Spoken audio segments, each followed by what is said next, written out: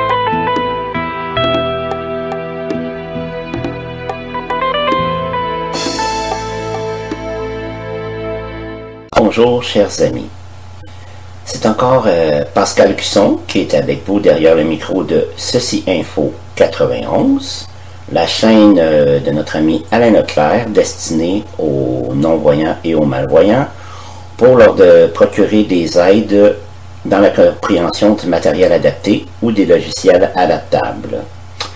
Aujourd'hui, nous allons continuer notre série de podcast concernant JAWS. Nous en serons à notre quatrième podcast et qui sera la partie 2 du configurateur de JAWS. J'aimerais dire à tous que je suis agréablement surpris et charmé de voir que les podcasts concernant la série de JAWS ont beaucoup plu. Donc, je vous en remercie. Vous êtes un public, un auditoire fidèle. Donc, vraiment, c'est très, très, très agréable de travailler pour vous.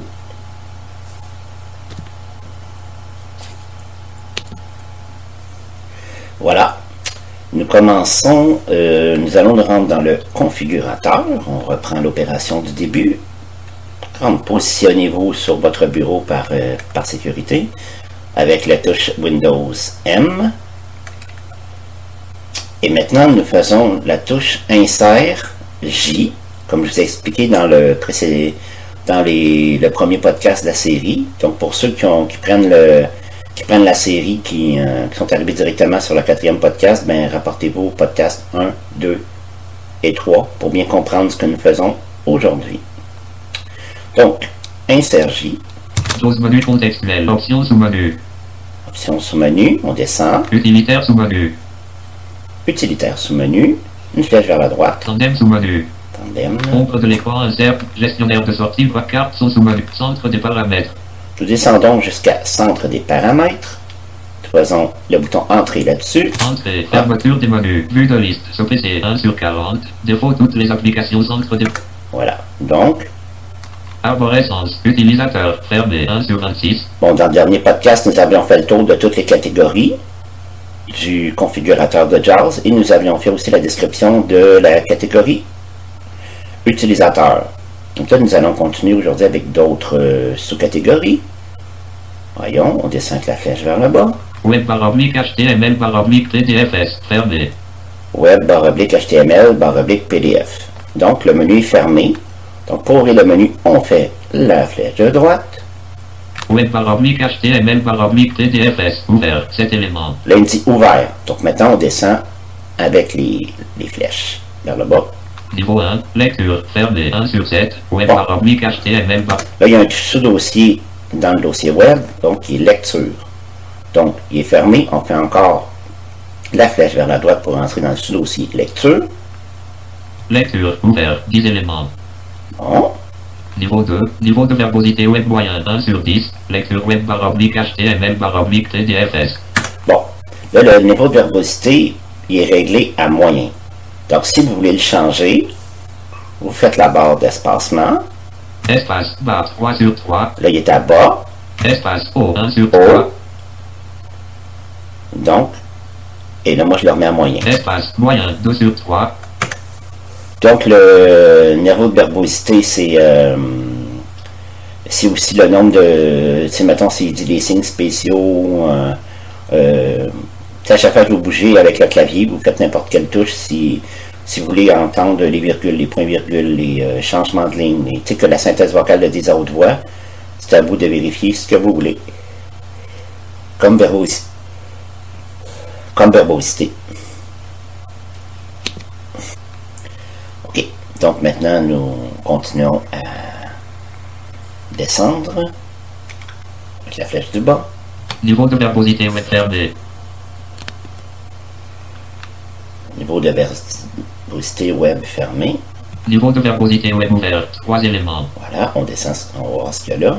Niveau 3, au point 1 sur 3. Niveau de verbosité web lecture web /HTML /PDFS.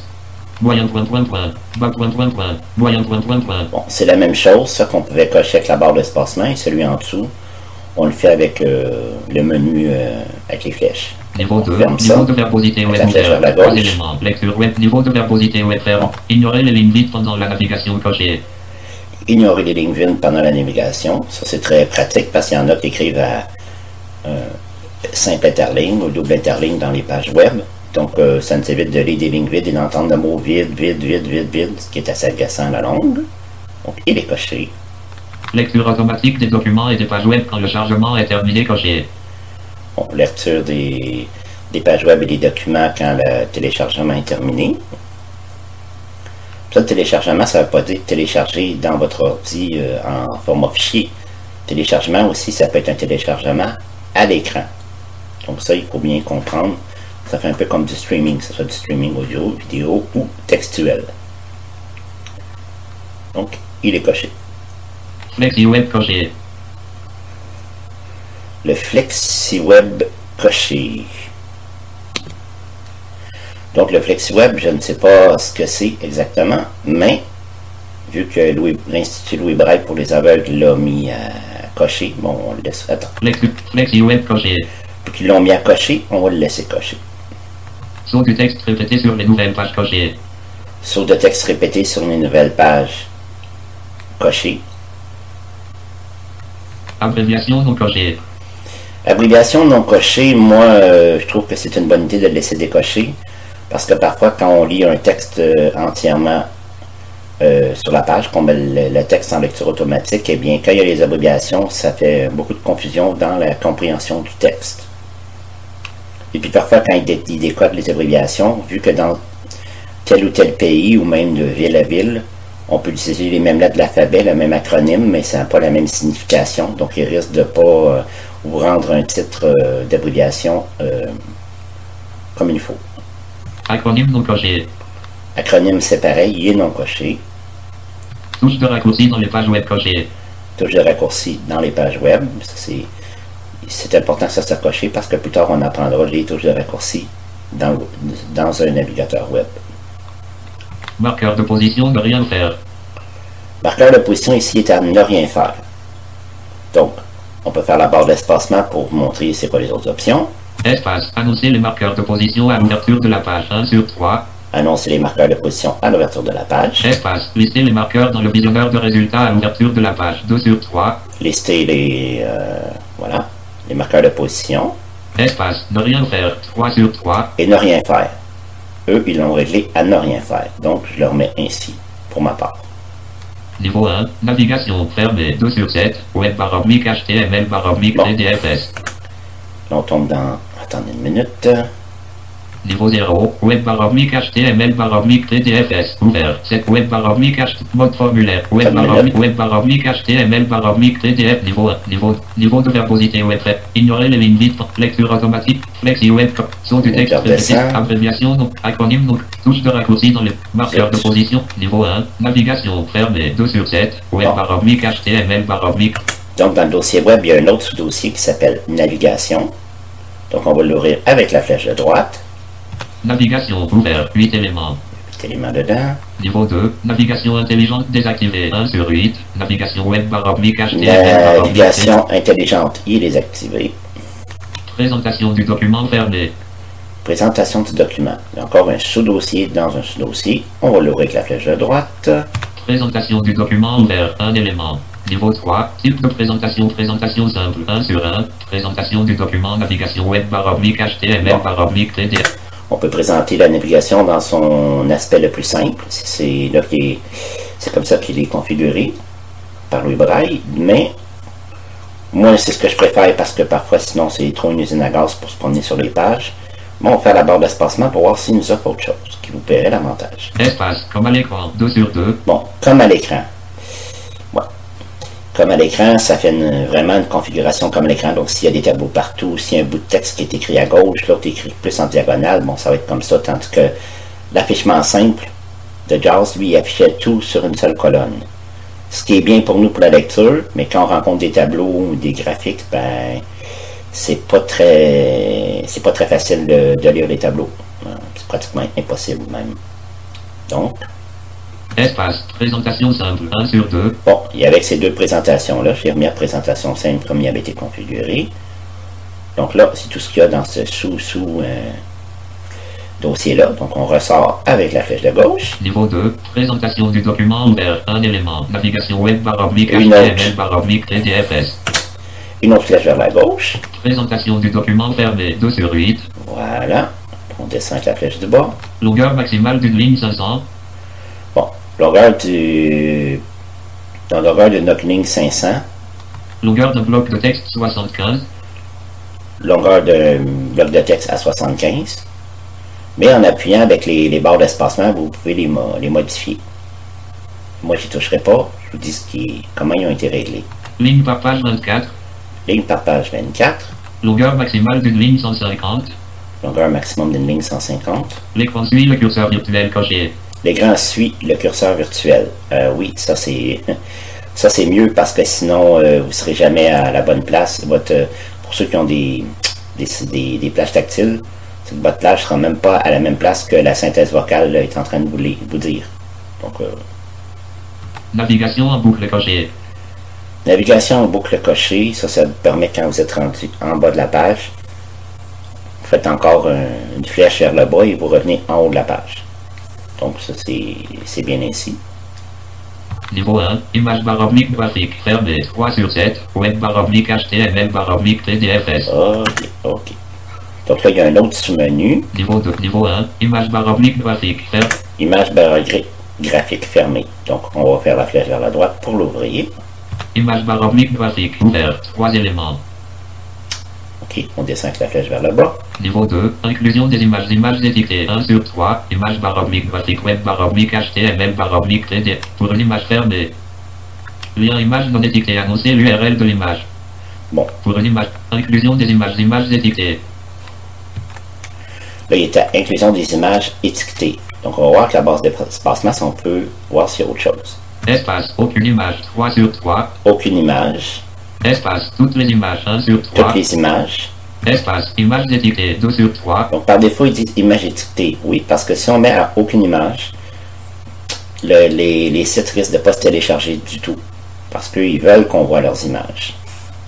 Donc, puis souvent, il y a des images qui sont en arrière-plan, vraiment incrustées dans le fond de la page web. Donc, c'est mieux de laisser les images étiquetées. Voilà. Pour une image fermée.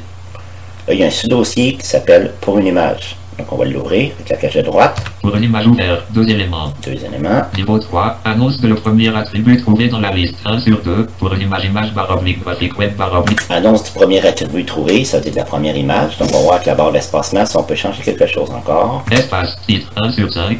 Il est à titre. Espace texte de alt 2 sur 5. Texte.